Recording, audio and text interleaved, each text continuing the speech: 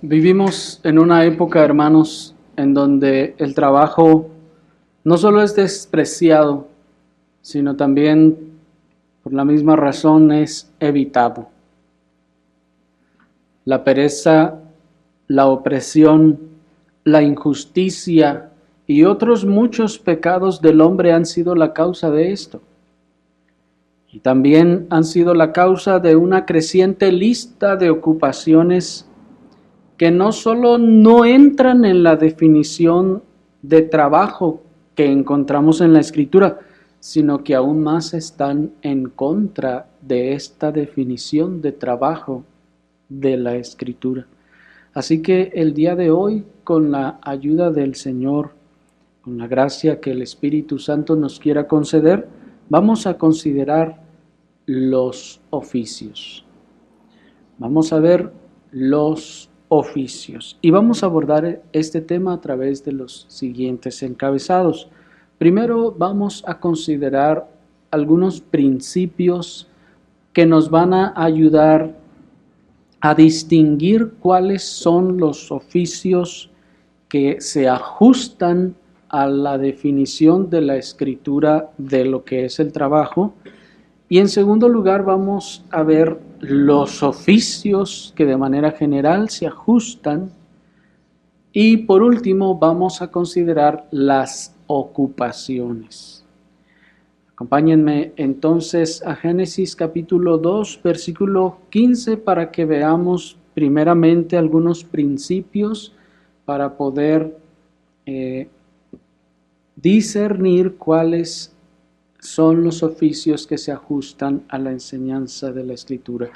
Génesis capítulo 2, versículo 15 dice la palabra del Señor. Tomó pues el Señor Dios al hombre y le puso en el huerto del Edén para que lo labrara y lo guardara. Hasta ahí.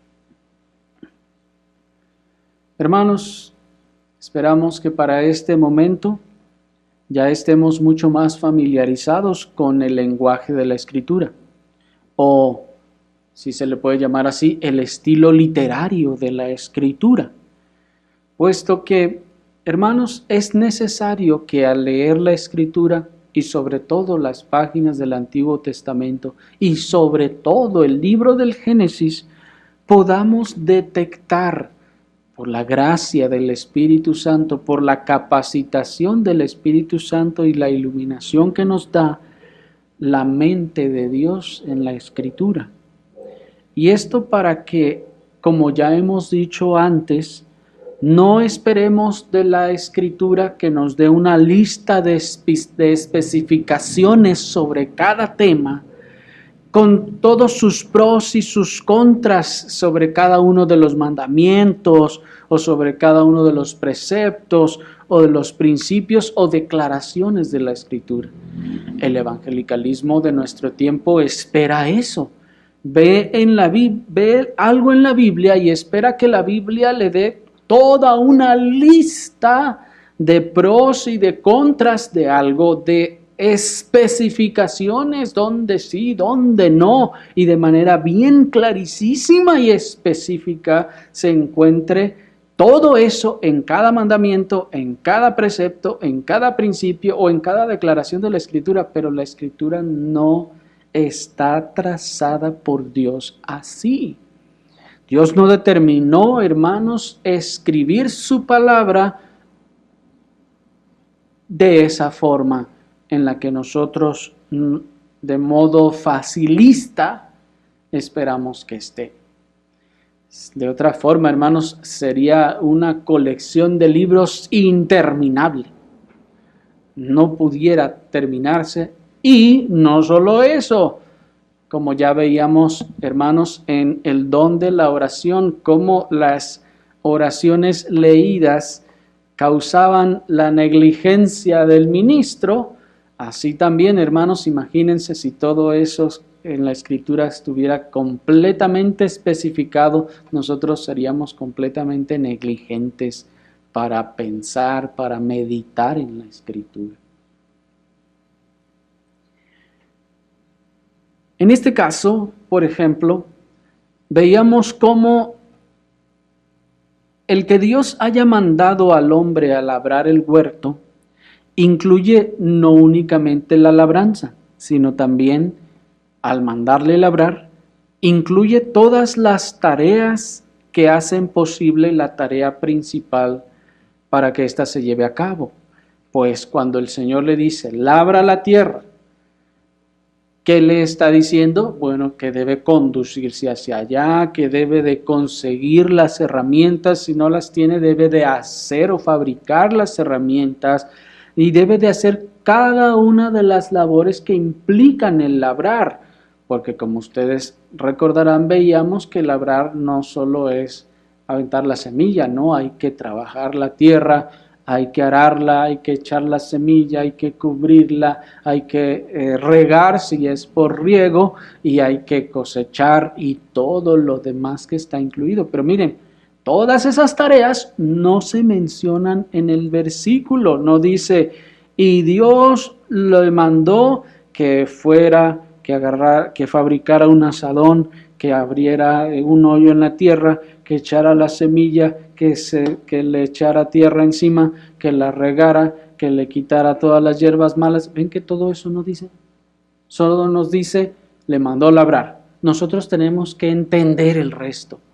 Nosotros tenemos que, por necesaria implicación, entender que allí se nos está incluyendo todo lo que es necesario para la realización de esa tarea principal. En ese sentido, como decíamos, el Señor espera que los cristianos utilicen la mente que Él les dio y que mediten y que piensen e infieran lo que está implicado y que está necesariamente contenido en el mandamiento, en el precepto, en el principio o en cualquier declaración de la Escritura. Nosotros tenemos que pensar, hermanos, así como veíamos que Dios mandó a Adán a usar su mente y, por ejemplo, recuerden que le mandó también dar nombre a los animales, ¿se acuerdan? Y el Señor no le dijo, te sugiero que hagas esto, que los ordenes por familias, por especies. No, el Señor no le da esos mandamientos, pero Adán tiene que pensar, tiene que usar su mente y en base al uso de su mente hacer la tarea que Dios le mandó. En el caso del mandamiento del trabajo, esta no es la excepción. De manera que de la base de la definición que dábamos la ocasión anterior del trabajo, hermanos, también debemos inferir que hay más tareas que se derivan de estos principios u ordenanzas o mandamientos claros y propósitos de Dios con respecto al trabajo. Es decir, la ocasión anterior dijimos, por ejemplo, que el trabajo es toda buena labor productiva mediante la cual se sojuzga la tierra y los elementos que están en la tierra, transformándolos en bien y para bien en beneficio decoroso y decente de nuestros semejantes, y por medio de todo lo cual obtenemos nuestro sustento terrenal. ¿Se acuerdan? Pero observen que esta definición de trabajo la tuvimos que hacer así y la tuvimos que extender así, precisamente porque por causa de nuestra mente, que un poco, pues ¿cómo se puede decir? Floja. Queremos que nos den todo en la mano, en la boca, y no tener que batallar, ¿verdad? No tener que pensar mucho. Pero todo lo que dijimos también implica otras más cosas, hermanos, que están necesariamente contenidas en esa definición. Pues todo lo que naturalmente conduce a algo está incluido en tal mandamiento. Por ejemplo, el Señor mandó a Adán labrar la tierra. En ese mandamiento de labrar, todo lo que naturalmente le conduce al cumplimiento de esa tarea está incluido dentro de esa tarea. ¿Observan el principio? Se mandó entonces hacer algo. ¿Y qué se incluye en eso o qué se infiere en eso? Todo lo que naturalmente conduce a la realización de esa tarea. Si para realizar esa tarea necesito un asadón, entonces el asadón está implicado en la tarea. Pero si no tengo asadón, pues tengo que adquirir ese asadón y esa adquisición está implicada en la tarea. Pero nadie ha inventado un asadón, entonces lo tengo que inventar. Sí, esa invención estaría entonces implicada dentro de la tarea principal. ¿Me explico? Es como los decretos de Dios, ¿se acuerdan? Los decretos de Dios, hay un gran decreto que se alimenta de muchos otros decretos que hacen posible aquel gran decreto.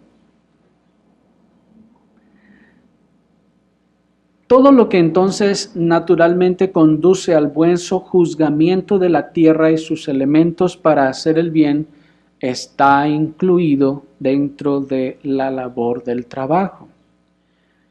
Por ejemplo, como veíamos, la fabricación de herramientas para esas labores están incluidas dentro del sojuzgamiento de la tierra o de las actividades de trabajo que se deben hacer. Es como el sojuzgamiento de la tierra en la pesca. El Señor dice, pesca. ¿Y cómo voy a pescar? ¿Nadando y con las manos? No, se hace necesaria una balsa, porque me voy a ahogar. Se hacen necesarios que haya remos para esa balsa, ¿no es así? Se hace entonces también necesaria una red, porque si los agarro con las manos se me escapan. Se hacen necesarios también entonces cuchillos para poder trabajar a esos peces y una cantidad de cosas, ¿se dan cuenta? Entonces el mandamiento se da, pesca. Ok, yo tengo que ir a pescar, pero si en el camino de manera natural me es necesario esta y esta y esta y esta otra tarea, esta y esta otra herramienta, entonces todo eso está incluido de manera natural dentro de lo que sería el trabajo. ¿Me estoy explicando? De donde todas las tareas previas y la fabricación de las herramientas para el trabajo son tareas legítimas de ese trabajo. Ahora bien, ya pescamos mucho y lo trajimos a la orilla y lo separamos. Ahora tenemos que llevarlo al pueblo o a la ciudad. Y probablemente nosotros no tengamos las posibilidades o las condiciones para hacerlo. Entonces, ¿qué debemos hacer? Bueno, allí, por ejemplo, no debiendo pensar que las cosas producidas o sojuzgadas llegan solas a donde se necesitan, la tarea de trasladarlas desde el lugar de su manufactura hasta donde se necesitan también es un trabajo. El traslado o el comercio de ellas es una tarea también incluida dentro de ese trabajo. ¿Me explico? La persona que va a hacer la cesta donde vamos a echar los peces, ese es un trabajo y es un trabajo que está contribuyendo a otro trabajo más grande tal vez.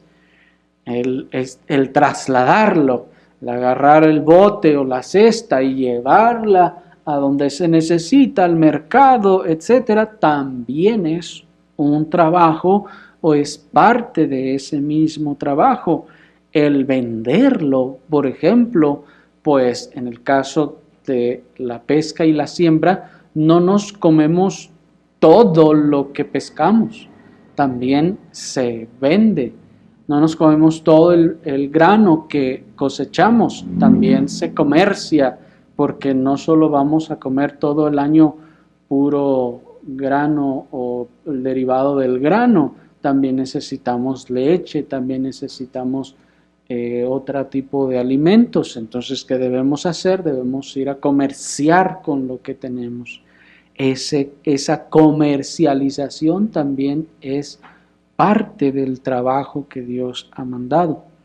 De manera entonces que todo lo que sojuzga la tierra, haciendo bien, suple las necesidades básicas, transporta, negocia, preserva, resguarda y protege, así como lo que abona para toda la transportación son tareas u oficios que son parte del trabajo y que pueden considerarse dentro de la definición y las tareas de un trabajo legítimo.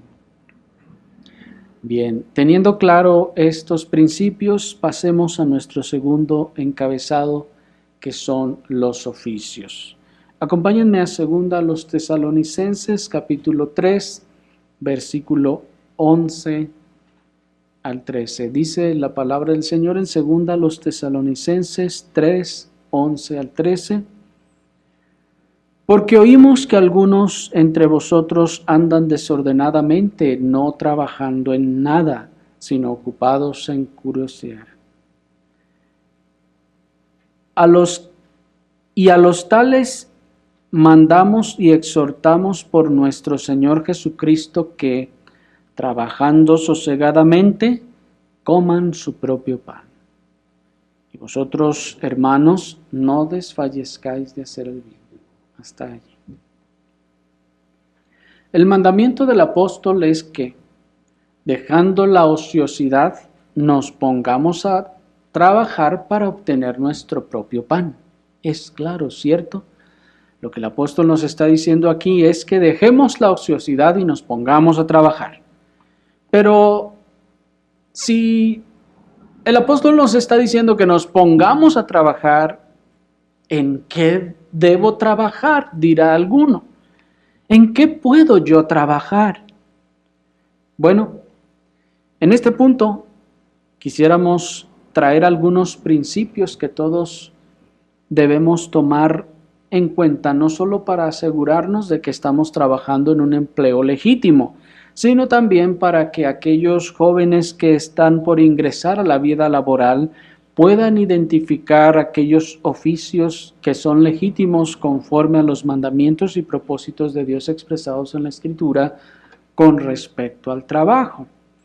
De manera que, aunque no vamos a dar una lista de oficios legítimos, hermanos, queremos ofrecer algunos principios por medio de los cuales ustedes mismos puedan discernir cuáles son oficios legítimos y luego vamos a ver cuáles no. Lo primero que queremos aclarar es que estamos utilizando el término oficio para referirnos a toda tarea, actividad y trabajo legítimo que se ajusta a la descripción escritural de trabajo. El oficio es entonces toda tarea, actividad y trabajo que es legítimo porque se ajusta a la descripción escritural de trabajo. Y lo que los hombres hoy en día llaman profesiones, aunque no se menosprecia el grado de la formación académica, son sencillamente oficios, hermanos. Son oficios al final llevados a un grado de pericia, sí, se puede reconocer tal cosa. Lo que hoy, hermanos, se exalta como profesiones no es otra cosa que oficios. Simplemente oficios. Solo que como mi papá no sabía de este oficio, pues yo tuve que ir a aprenderlo allá. ¿Me explico? Tuve que ir allá, que me capacitaran de este oficio porque mi papá no lo conocía y no me podía enseñar de este oficio.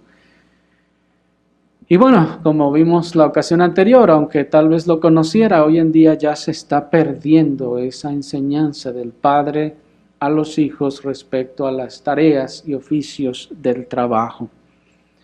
Pero hermanos, yo sé que el mundo llama a esto profesiones para exaltarlo y para elevarlo por encima en un estatus por encima de todo el resto de las personas que no fueron a obtener ese título.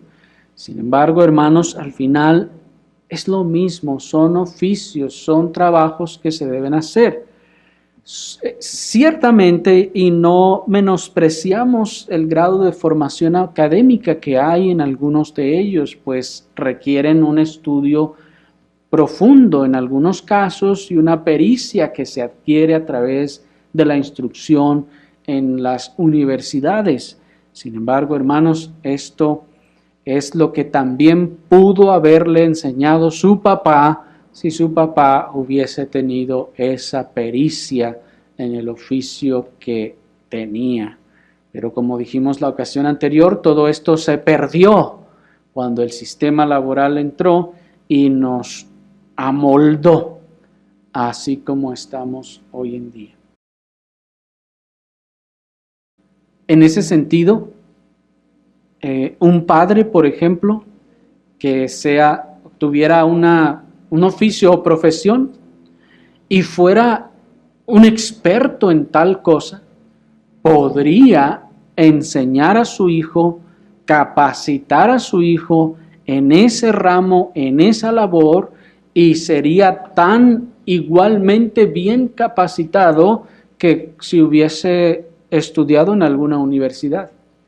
Esto debiera poder llegar a ese nivel. Sin embargo, otra vez, el sistema laboral en donde ese padre experto ya llega en la noche a su casa y no tiene ni cómo ni cuándo enseñarle a su hijo todo lo que sabe, pues hace o dificulta esta situación. ¿Me explico? Bien. Aunque no pretendemos, pues, como les decía, hacer una lista de todos los oficios que existen, quisiéramos sí englobar algunas grandes áreas de trabajo legítimo que vemos en la Escritura. Primeramente, vemos una gran área en Génesis capítulo 4. Acompáñenme a Génesis capítulo 4, versículo 1 y 2. Aquí vemos una de las áreas más básicas del trabajo. Dice Génesis 4, 1 y 2. Y conoció Adán a su esposa Eva, y ella concibió y dio a luz a Caín, y dijo: he adquirido varón por el favor del Señor. Y después dio a luz a su hermano Abel, y Abel fue pastor de ovejas, y Caín fue labrador de la tierra. Hasta ahí. ¿Observan, hermanos, estas dos actividades? Ahí hay un pastor de ovejas y ahí hay un labrador de la tierra.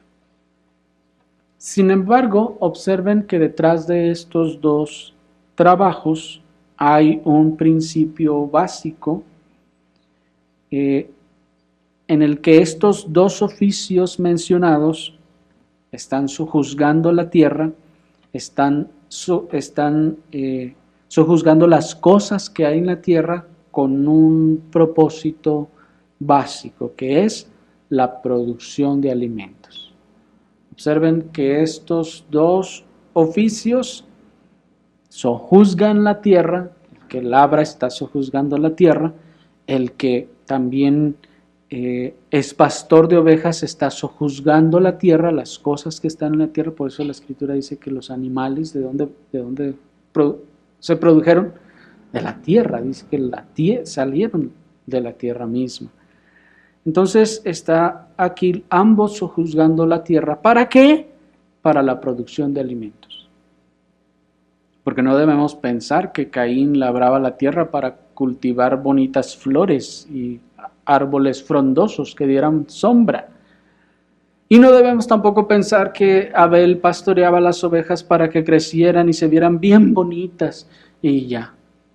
No, hermanos, las pastoreaba y las alimentaba para precisamente comérselas después. Y las ofrendas que ambos llevaron ante el Señor lo demuestra.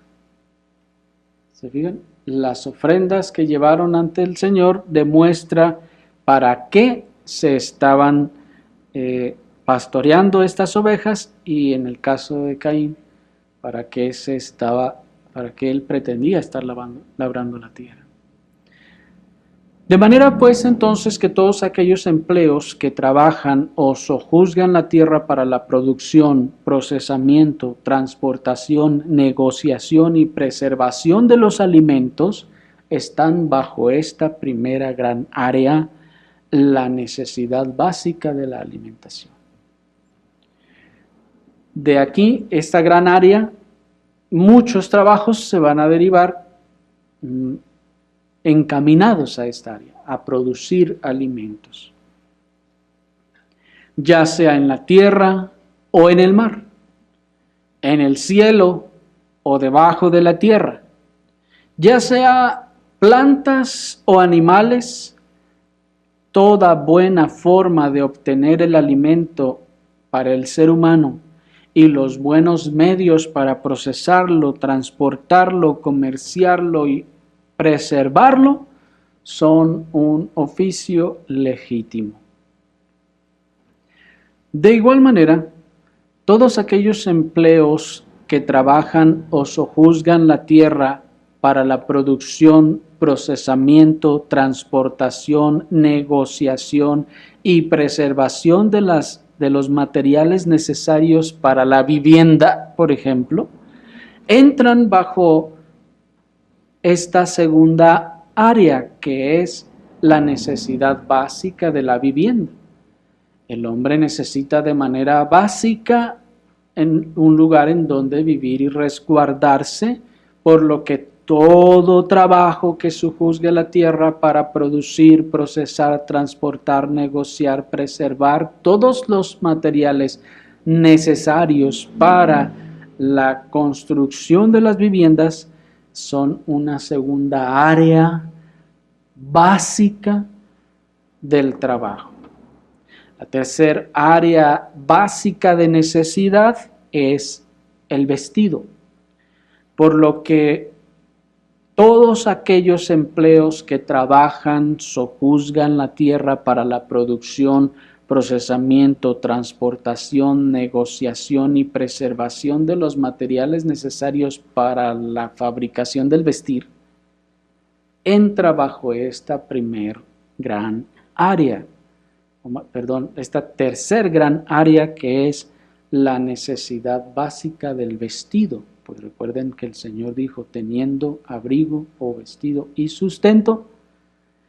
Así entonces, aquí está otra área básica que es legítima, en donde todo trabajo, repetimos, al sojuzgar la tierra para la producción, procesamiento, transportación, negociación y preservación de todos esos materiales, es un trabajo legítimo.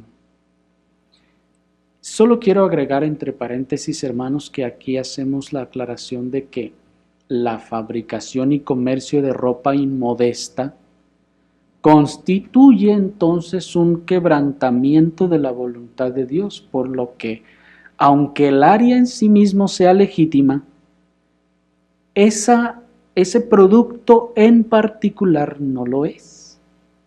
Por lo que el que trabaja y que el resultado del producto no está o está en contra de la voluntad de Dios, entonces, aunque el área en general sea legítima, esa actividad se volvió ilegítima.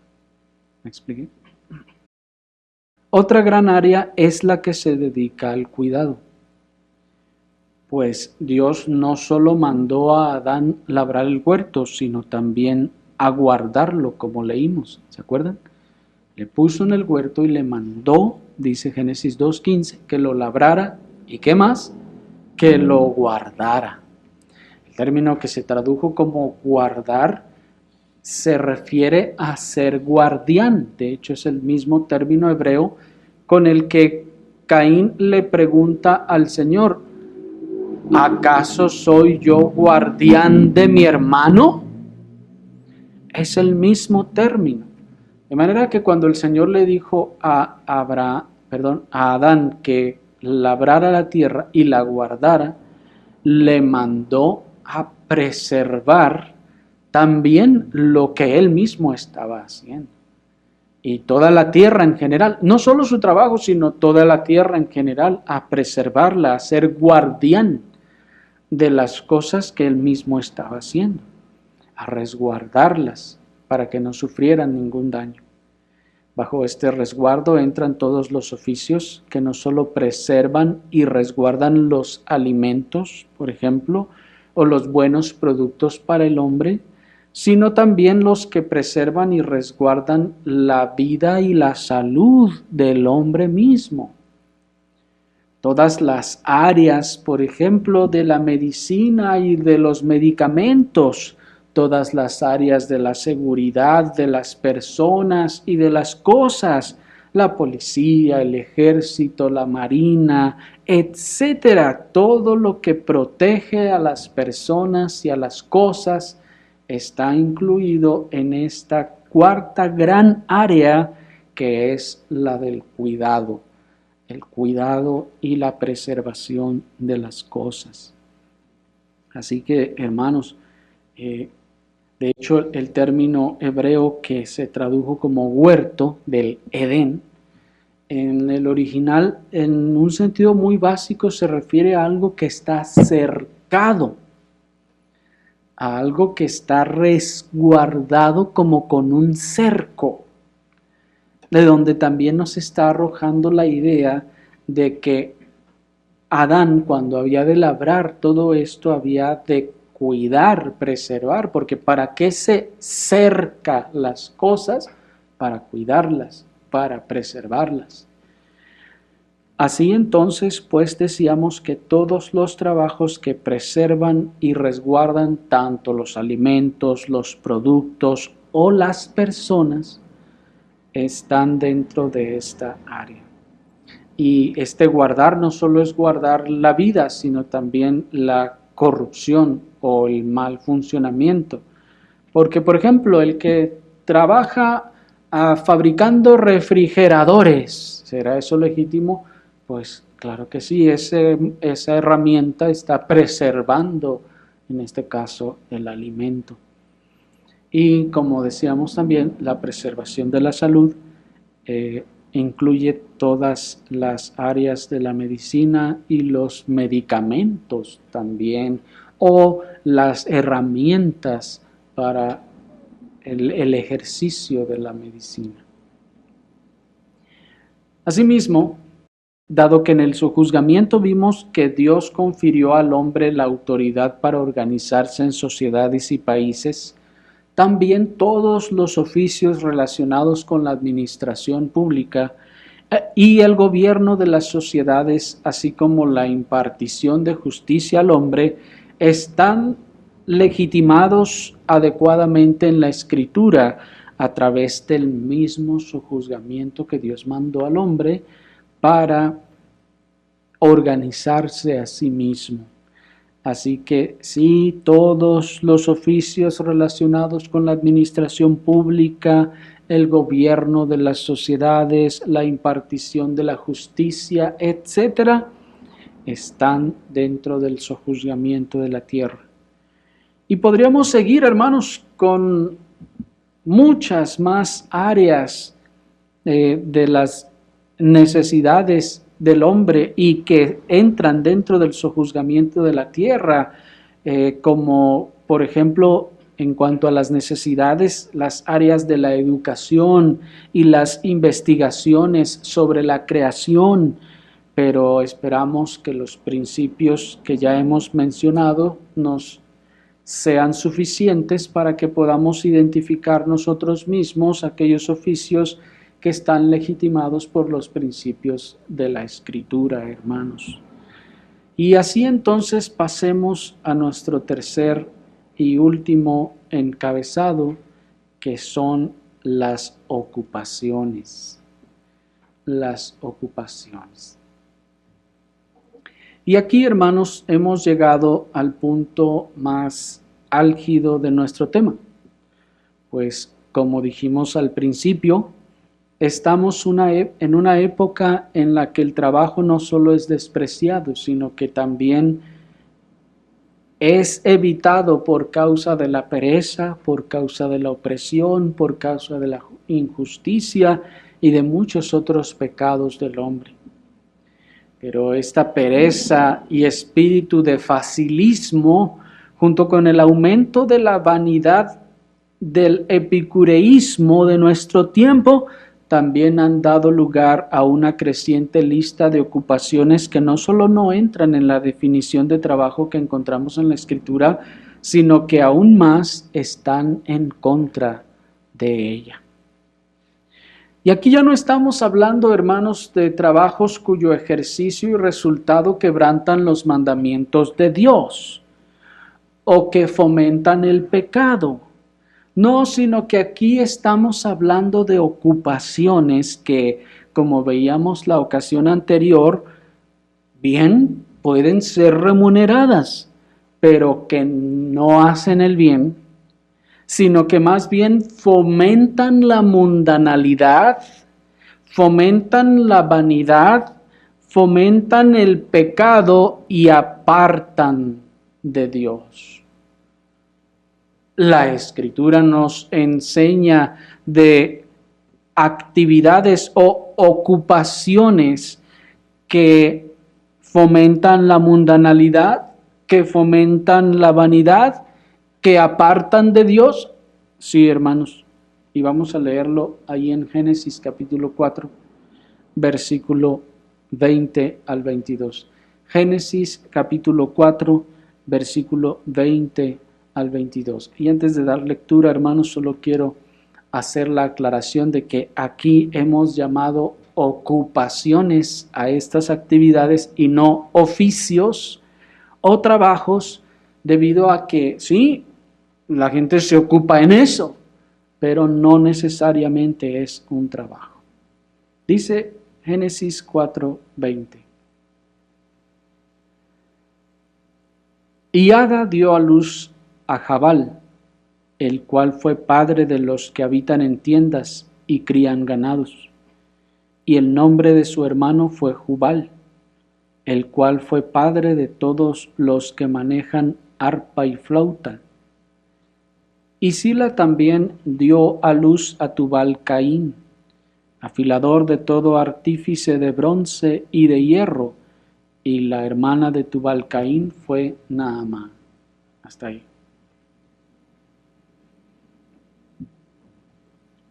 Como leímos ya, hermanos, en el contexto, aquí se nos está describiendo el punto de inflexión en el que la maldad en la tierra dio un gran salto.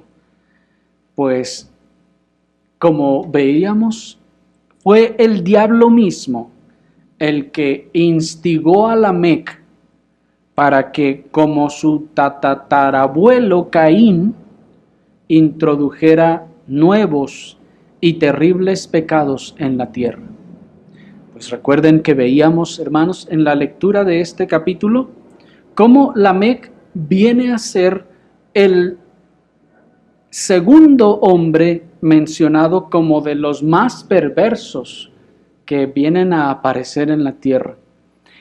Lamec es incluso peor que Caín.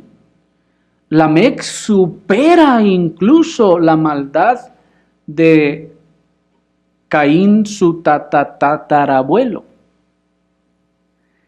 Y si el diablo, hermanos, instigó a Caín a que matara a su hermano Abel, seguramente fue el mismo diablo, hermanos, el que instigó a Lamec para que, como vimos, comenzara con el pecado de la poligamia y tomara 2 mujeres, y fuera un hombre perverso y agresivo con sus esposas, como vimos también. Y que no solo eso, hermanos, también fuera un hombre injusto y asesino. Lamec superó la maldad de su ancestro Caín, pues no solo asesinó a un hombre, sino que también se hizo su propio juez injusto. Caín mató a un hombre y Lamec confiesa haber matado a dos. Y uno, dice él, porque le hirió y el otro porque le causó un moretón. Este hombre entonces superó la maldad de su ancestro, también porque tomó dos mujeres y fue el primer polígamo de la tierra y además el primer abusador de la tierra. Fue el primer hombre que se podría decir abusón. Y hermanos, tratando de encontrar un término en castellano, pues la verdad es que ya estamos tan influenciados por la cultura de nuestros vecinos del norte, que ya creo que es más descriptivo el término bullying que otra cosa, ¿no? ¿Cómo les decían en la escuela, hermanos, cuando ustedes estaban en la primaria a esos muchachos? Y yo no logré recordarlo, hermanos. Solo recuerdo y me parece que quedó muy bien sembrado ese término de bullying hoy en día. Pero Lamec fue el primero, pero no en un sentido leve, hermanos. Fue el primer gran malvado de la tierra, que nada más porque alguien lo hirió, él mató. Pues la justicia, hermanos, dice ojo por ojo, diente por diente, herida, por ejemplo, golpe o, de hecho, lo dice literalmente, moretón por moretón. Pero este hombre dijo, no, porque yo soy tan grande y tan digno que no se le tiene que dar un castigo mayor a ese, porque me hizo mal. Como veíamos, Lamec entonces viene a ser el primer gran, lo que hoy llamarían narcisista, malvado y perverso. Si Caín fue el primer asesino de la tierra, Lamec fue el primer gran perverso de la tierra, cuya perversidad solo pudo ser superada por Nimrod después del diluvio, hermanos. De los hombres más malvados que la Escritura menciona en los primeros milenios, tenemos a Caín, pero Caín es superado por Lamec y Lamec por Nimrod. Ahora bien, hemos leído respecto a Jabal y Jubal. Y nos dice la Escritura en el versículo 20 que Ada, esposa de Lamec, dio a luz a Jabal, el cual fue padre de los que habitan en tiendas y crían ganados. Y el nombre de su hermano fue Jubal, el cual fue padre de todos los que manejan arpa y flauta. Bueno, hermanos, cuando leemos de estos dos hombres, uno podría decir, bueno, pues ¿y ellos qué? Pues ahí dice que fueron los padres de estas actividades. Sin embargo, hermanos, ya la ascendencia de estos hombres ya debería de estarnos advirtiendo algo. ¿No es así? Ya de dónde vienen estos hombres, ya nos debería de estar advirtiendo algo. Por eso decíamos que tenemos que aprender a ver la mente de Dios en la Escritura. Cómo nos está trayendo y nos está informando de lo malvado que fue Lamec. Y después nos dice ahora de sus hijos. Nos describió toda la maldad de Lamec, bueno, parte de ella, y luego nos dice ahora de sus hijos. Esto nos debe decir que el autor no nos está cambiando de tema y ahora nos lleva para allá y ahora nos lleva para acá. Estos fueron buenos y estos fueron malos. No, nos está llevando en un curso de pensamiento. De manera pues que al saber que son hijos de Lamec, ya nos está diciendo, esto no va por buen camino. Pues no solo descienden de Caín, Jabal y Jubal descienden de Caín, sino que ellos son los hijos del primer gran perverso, abusador y polígamo de la historia de la humanidad. Así que ya debemos irnos dando una idea de hacia dónde nos va a dirigir el relato bíblico. Primero, no debemos esperar entonces que este gran perverso Lamec haya dado a sus hijos una educación piadosa y temerosa de Dios, sino al contrario. Ya vimos que Caín, por ejemplo, fue echado de la presencia de Dios y veíamos que en ese sentido la presencia de Dios es el lugar donde habitaba Adán, Eva y su familia y donde adoraban a Dios y donde la presencia de Dios se manifestaba de manera especial, no como en el Edén, pero de manera especial en la tierra. Caín fue echado de allí y anduvo errante y vivió fuera, y entonces toda su descendencia nace y crece fuera de la presencia de Dios, fuera de la instrucción bíblica, fuera de la adoración de Dios.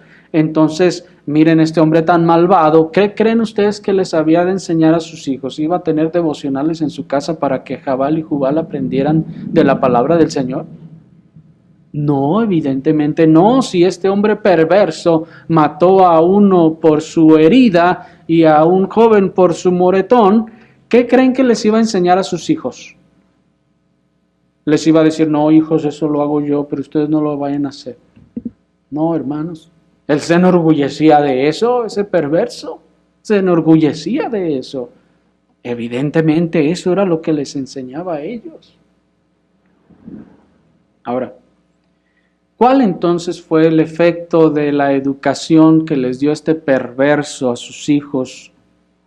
¿Una educación sin Dios? Bueno, que sus hijos, uno fue padre de los que habitan en tiendas para criar ganado, y el otro fue padre de los que manejan arpa y flauta.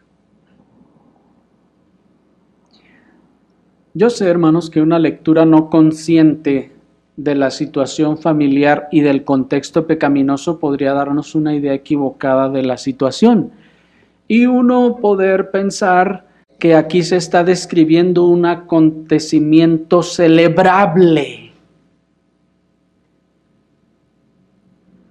Y decir uno, mira, entonces Jabal fue el padre de, no, entonces fueron gente de renombre. Mira, y Jubal fue padre de los que manejan o tocan el arpa y la flauta. Entonces eso debe ser bueno. Entonces, mira, la Biblia nos está describiendo de dónde salió todo esto.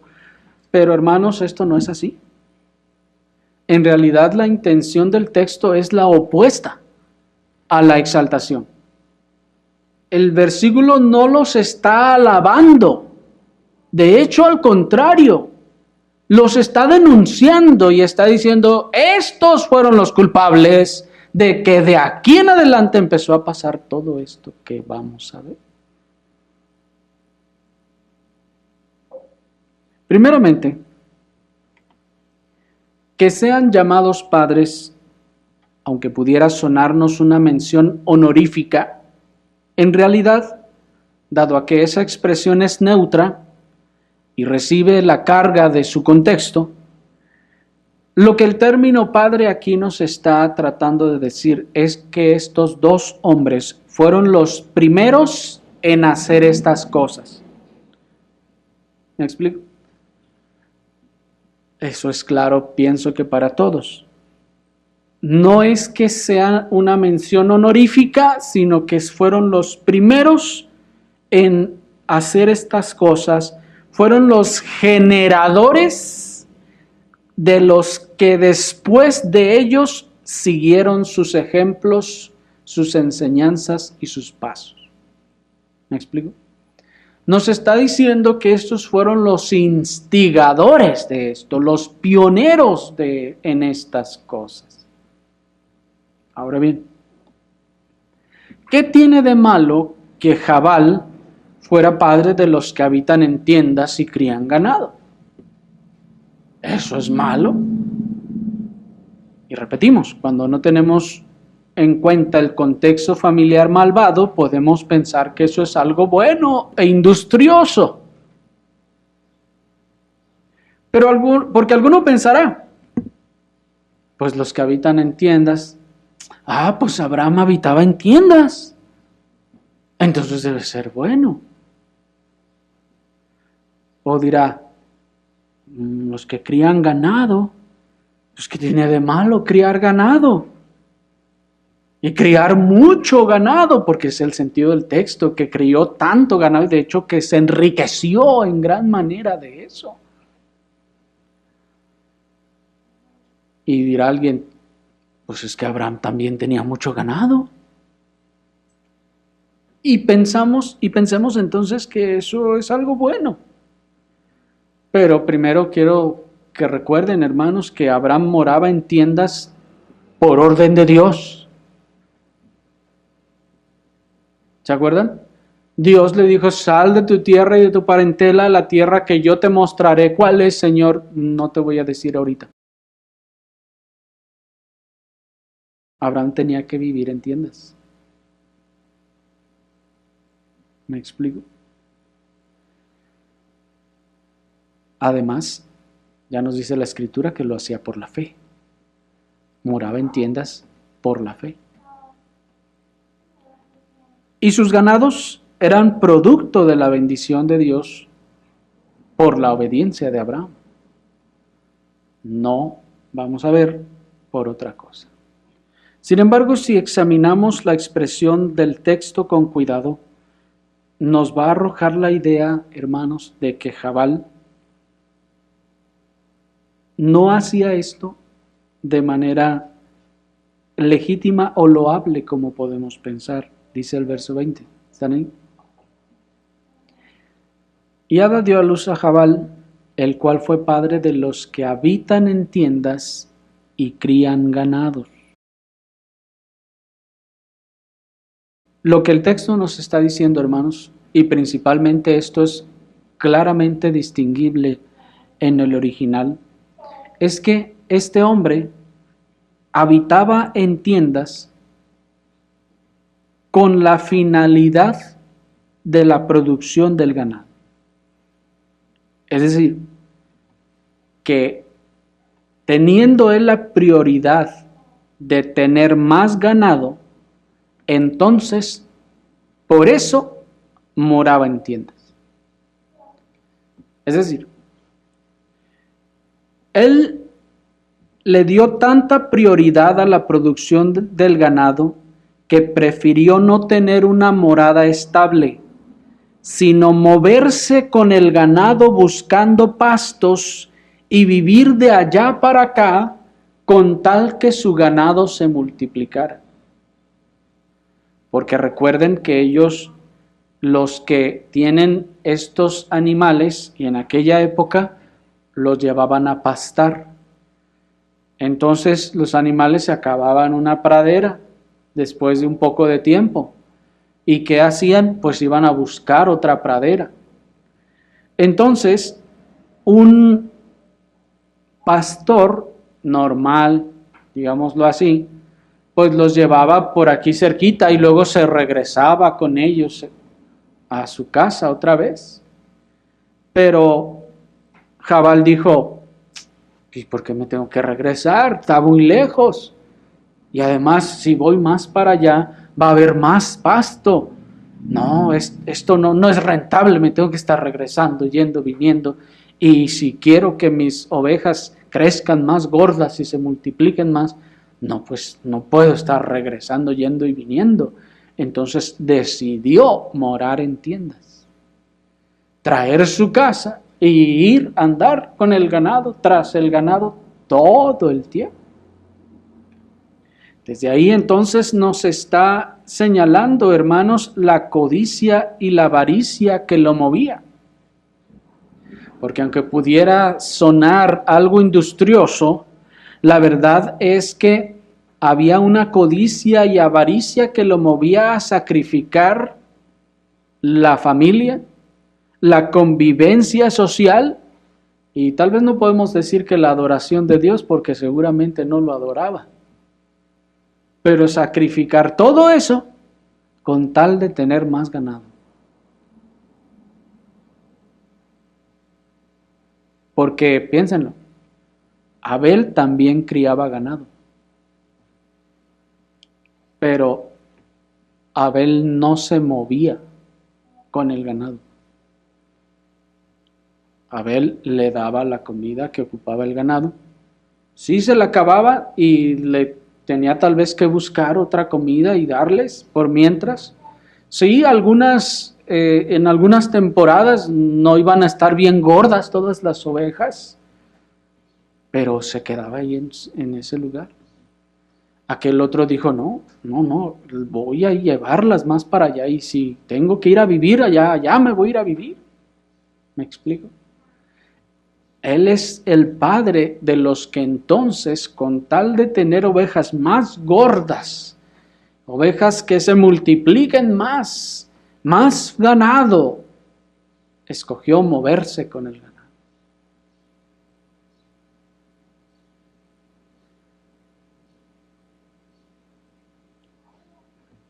Y esto pues fue, hermanos, este fue el primer instigador de esa codicia, de trabajar, como veíamos la ocasión anterior, trabajar por codicia y por avaricia para enriquecerse y no trabajar sosegadamente. Lo que el texto nos está diciendo, este fue el primero que dejó de trabajar sosegadamente para dejarse llevar por la codicia y moverse de aquí para allá para tener más. Yo sé que esto es muy popular hoy en día, hermanos. Mucha gente se mueve, no solo de estados, sino de países, para ganar más, para tener más. En el caso de Jubal, que es en quien queremos centrarnos, uno también podría pensar que ser padre de los que manejan arpa y flauta es un título honorífico. Y diría alguien, es que entonces él es el padre de la música, una de las grandes, bellas artes. Sin embargo, hermanos, si nos detenemos a pensar en el sentido o propósito de su oficio, encontraremos que en realidad no era algo honorífico. La Escritura no lo está describiendo para honrarlo como el padre de las bellas artes o del arte de la música. No, repetimos, como dijimos hace un momento, la Escritura no los pretende honrar aquí, sino denunciarlos.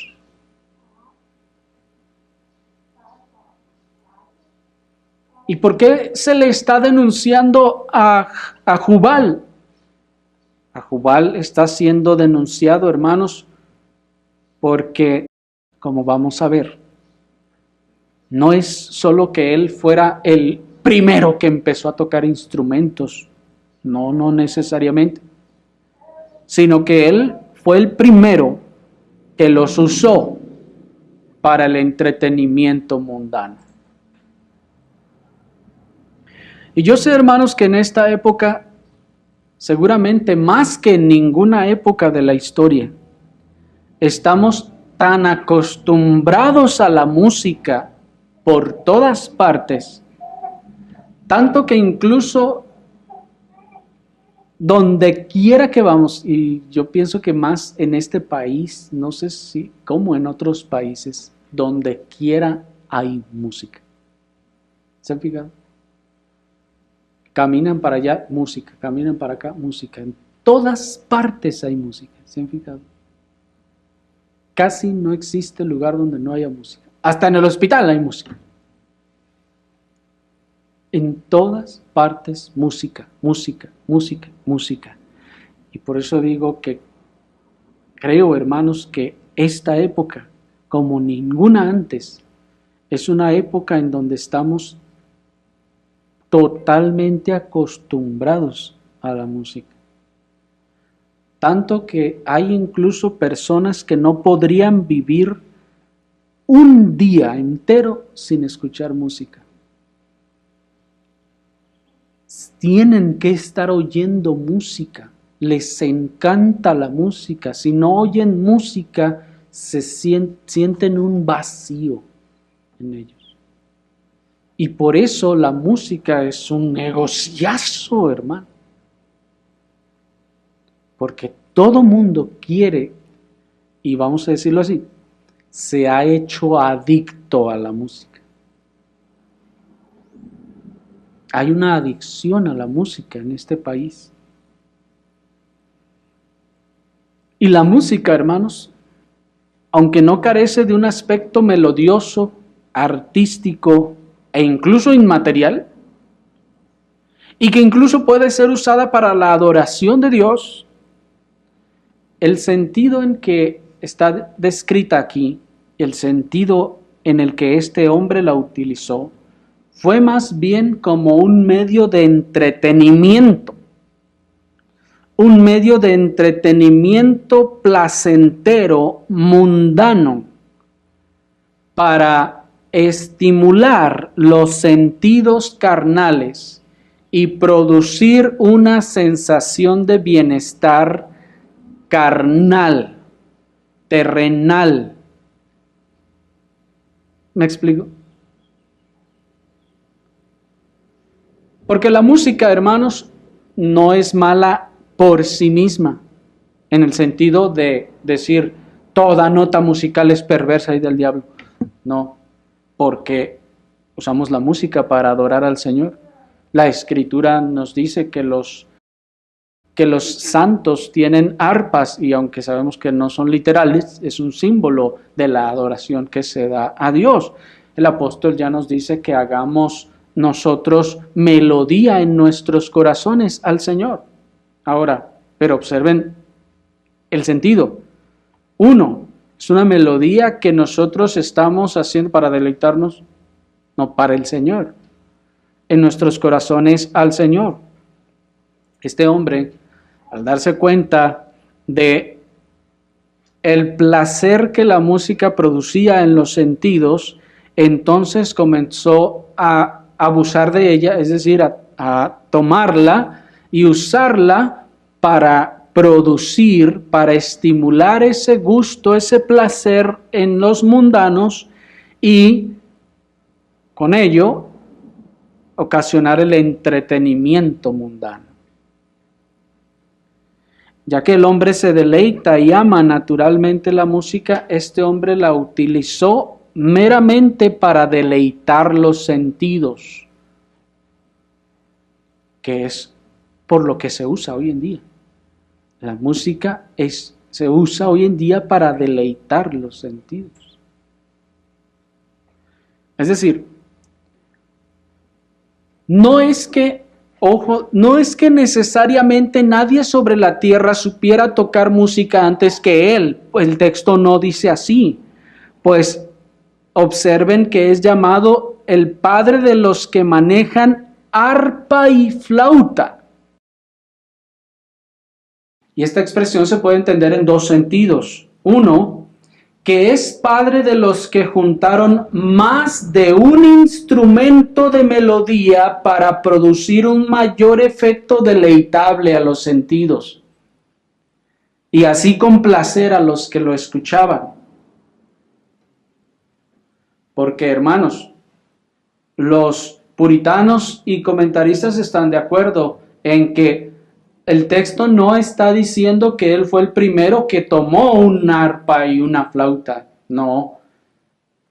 Se entiende que ya había quien tocaba arpa, ya había quien podía tal vez tocar flauta. El arpa se asocia con la adoración de Dios. hermanos. Por lo que seguramente los descendientes de Adán, del otro lado, de donde estaban la familia de Adán, recuerden que Caín fue separado de ahí, tocaban arpa.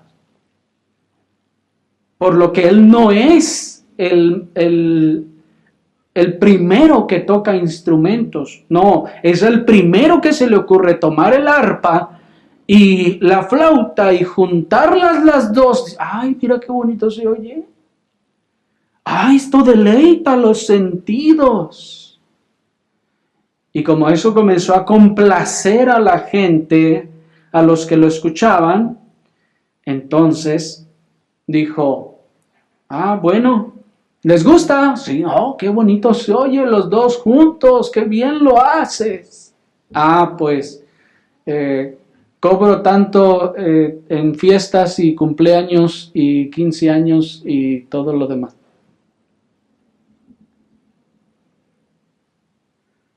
¿Me explico? Es decir, la música por placer, no por ofrenda y adoración a Dios, sino que fue el padre de los que utilizaron la música para el deleite de los sentidos, para complacer a la gente, la música por placer. ¿Me explico?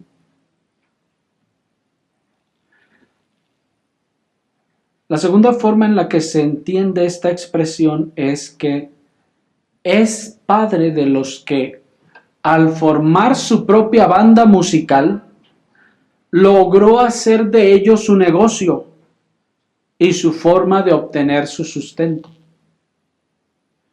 Así este hombre alegraba a los mundanos en sus fiestas y ellos, evidentemente, le pagaban por eso. ¿Observan el punto?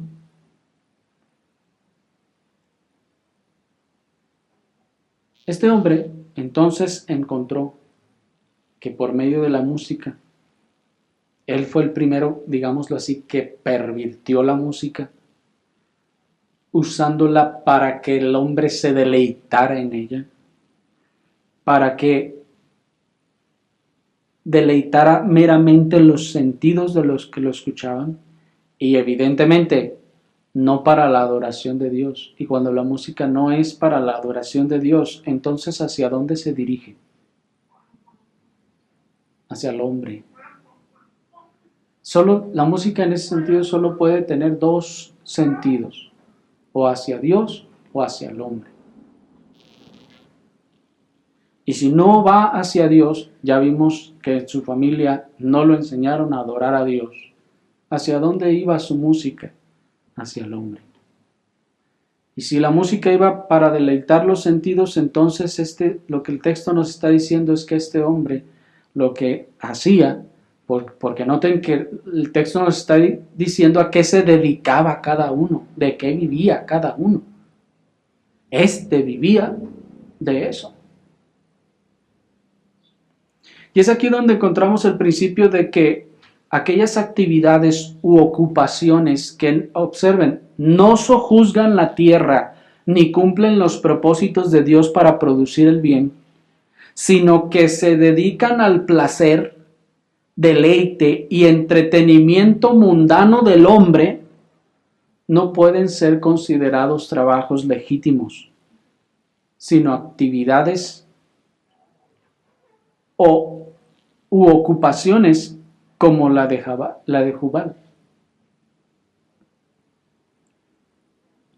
Aquellas actividades u ocupaciones que no sojuzgan la tierra ni cumplen los propósitos de Dios para producir el bien, sino que solo se dedican al placer, se dedican al deleite y al entretenimiento mundano del hombre, no pueden ser considerados trabajos legítimos.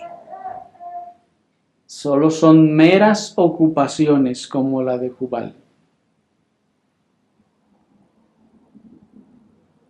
Por lo que hay ocupaciones entonces que no serían un trabajo.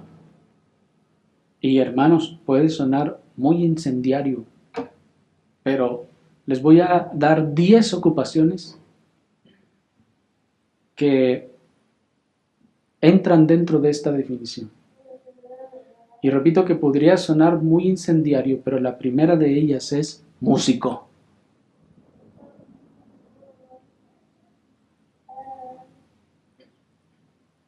Piénsenlo, traten de tomar esa ocupación y pasarla por el filtro de la definición de trabajo que vimos. Hace el bien, sojuzga la tierra, produce alimento, transporta el alimento, preserva el alimento, produce esto, ¿no? ¿Qué produce? Placer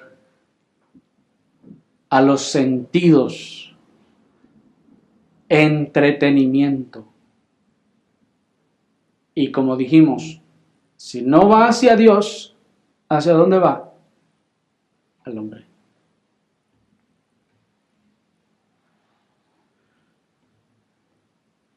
La segunda ocupación más popular que entra dentro de esta descripción, como la de Jubal, es cantante.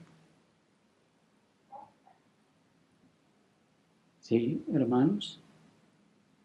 La ocupación de cantante no es un trabajo que está sojuzgando la tierra, ni está haciendo el bien.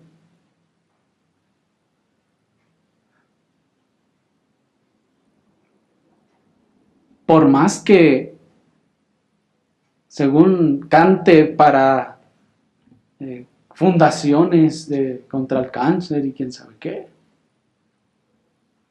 y no le hace que diga que es cantante, pero cristiano. ¿A quién le está cantando? Le estamos cantando al Señor. Ay, entonces, ¿para qué le hablan a toda esa gente que los vaya a oír?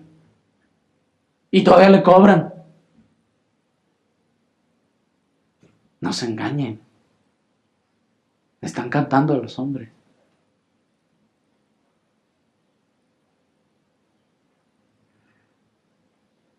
La tercera ocupación es, por ejemplo, cambiando de giro, el fotógrafo de celebridades. Sojuzga eso la tierra, hace el bien, produce el bien. El columnista en la revista de chismes de la farándula. Eso está sojuzgando la tierra, está haciendo el bien, está todo lo que ya vimos del trabajo. No, no lo está haciendo.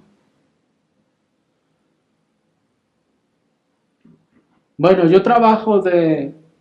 mi trabajo es creador de contenido.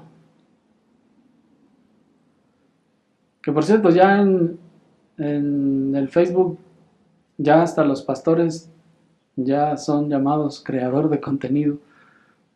Búsquenlo, hermanos, y ya dice así, creador de contenido. ¿Quiénes son los famosos youtubers que nada más están, según ellos, creando cosas para que la gente lo esté viendo? ¿No es eso lo que hacía Jubal?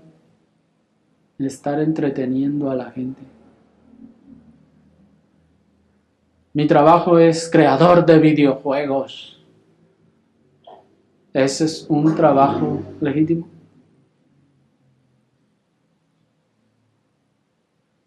Crear videojuegos es el mismo entretenimiento. Cambiando de giro. Futbolista. El futbolista está sojuzgando la tierra, está trabajando como la Escritura nos enseñó. No, hermanos. Está entreteniendo a la gente. Es como el payaso de circo, que es el octavo. Está haciendo malabares y ¿Y qué se juzga con eso? No, los tiene todos ahí embobados. Ay, mira cómo qué bien. Y lo mismo hace el futbolista. Está allí entreteniéndolos a todos. Hace como que mete gol y nomás no mete nada. Bueno, los de aquí de México, ¿verdad? Los de otros sí.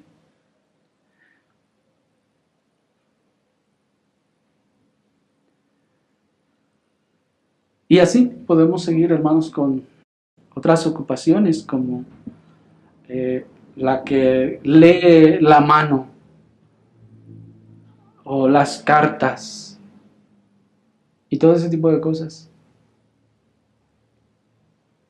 Y aquí solo quiero agregar, hermanos, otra de las actividades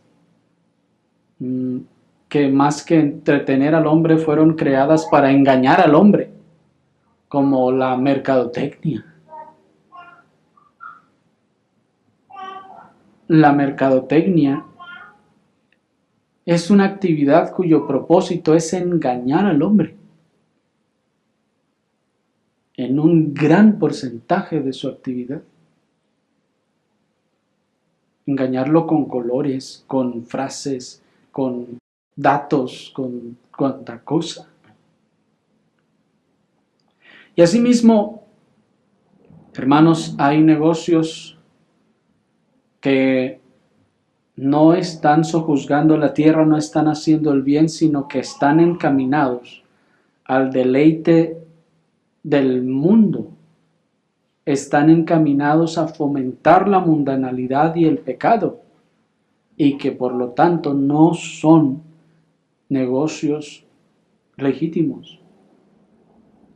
Desde los más obvios, por ejemplo, el de las bebidas alcohólicas.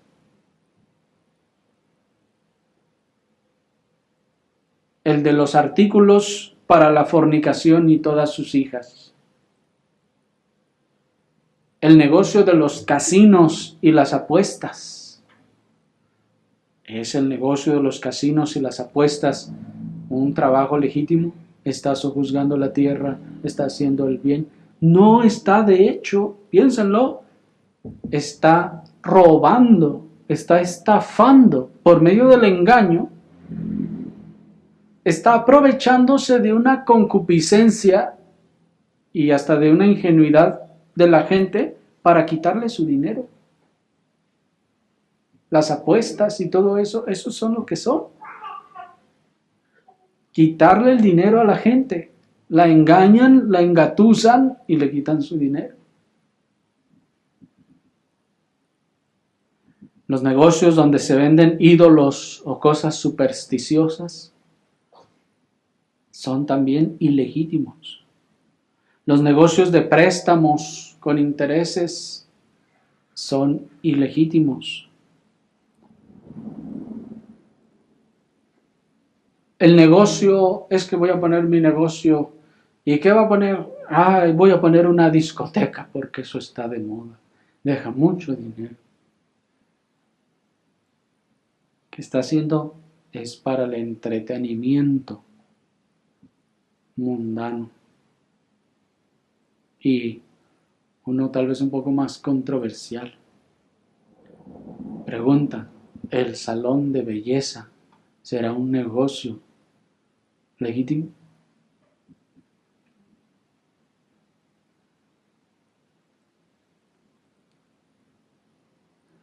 Bueno, entonces vamos a poner nuestra propia disquera y le vamos a poner producciones. Cristo viene, ya cómo le ponen cada cosa. Crear discos de música. El negocio de la disquera, eso, hermanos, es lo mismo que estaba haciendo Jubal. Vamos entonces a poner un estudio de grabación de películas. Las películas, hermanos, observen, siguen el mismo principio: entretener a la gente con los sentidos. Observen que casi todas estas cosas casi todas estas cosas que hemos visto, de manera individual, son legítimas. Es decir, dijimos el negocio de bebidas alcohólicas, por ejemplo. Dios no prohibía que el pueblo, trabajando su propio producto, las uvas que cosechó, hiciera su propio vino y lo bebiera. ¿Me explico? La mayoría de estas cosas, en una forma personal, para un uso personal, no entran dentro del rubro.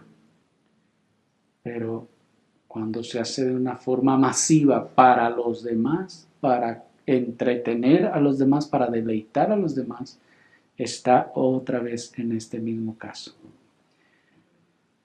Y lo mismo la lotería y los pronósticos, hermanos. ¿Qué está haciendo? Está engañando también a la gente, entreteniéndola y quitándole su dinero mientras está ahí entretenida. Miren pues cómo estos tres hermanos, hijos de Lamec, encarnan el desvío de los trabajos legítimos en el seno de una familia perversa, apartada de Dios y dirigida por el diablo mismo. Jubal promueve la codicia y la búsqueda del enriquecimiento por medio del trabajo legítimo. Pero observan el desvío. El trabajo era legítimo, pero el desvío consistía en la promoción de la codicia. Jubal, por su parte, promueve la actividad del placer y el entretenimiento mundano como fuente de sustento. ¿Observan el desvío? ¿Y qué produce esa actividad, hermanos? Que el mundo esté más enraizado en el mundo, que la gente esté más anclada en el mundo por medio de esos entretenimientos. Y Tubal-Caín, que es el tercero, promueve el sojuzgamiento de la tierra, sí, pero para la producción de artículos dañinos y malvados. El nombre Tubal-Caín significa descendiente de Caín. Y eso nos muestra que no solo no se avergonzaban de descender del malvado Caín, sino que aún se enorgullecían de eso. Estaban orgullosos como para ponerle a su hijo descendiente de Caín. Miren, hermanos, en vez de ocultar la ascendencia vergonzosa, al contrario, la exaltan. Pero el texto nos dice que era un afilador de todo artífice de bronce y de hierro. Como les decía, bien, ese afilar se entiende por ese profesionalizar o hacer expertos a los artífices de bronce y de hierro. Sin embargo, el término afilar, hermanos, no está allí solo porque sí, porque no había otro. No, el que sea el afilador y no haya dicho el término hebreo, el instructor o maestro o etcétera, sino afilador, nos está diciendo que se trata principalmente de su actividad. Y los comentaristas entienden que se trataba de que él estaba, o su tarea era afilar las cosas. Como herrero afilaba cosas, pero no solo el azadón o así, sino los comentaristas piensan que se refiere a las armas para el combate y la guerra, que fue el primero que comenzó a afilar las cosas con el fin de utilizarlas para la guerra o para el ataque. Mientras antes el herrero se dedicaba solo a crear herramientas para sojuzgar la tierra y para hacer el bien, utilizó el mismo oficio, pero como lo hicieron los otros, desviándolo para usos incorrectos. Dentro de lo cual encontramos la ocupación que, aunque es en el sojuzgamiento de los materiales de la tierra, no es para hacer el bien, sino para la producción de artículos dañinos, en este caso. En aquel tiempo, cuando estos perversos vivieron, hasta donde la Escritura nos describe, no existía la guerra todavía. Pero estos comenzaron a crear artículos afilados que evidentemente luego fueron utilizados para dañar. Y por último, hermanos, de la misma forma, como decíamos, el significado de su hermana Naamá, del nombre de su hermana Naamá, nos da cuenta de esa actitud encantadora o coqueta, por no decir más, pues su nombre significa placentera o que da placer. Así pues, esta familia, hermanos, se caracterizó, todos ellos, por destacar en el desvío de las cosas que en origen eran legítimas, pero que fueron tomadas y llevadas al mal. Oremos al Señor.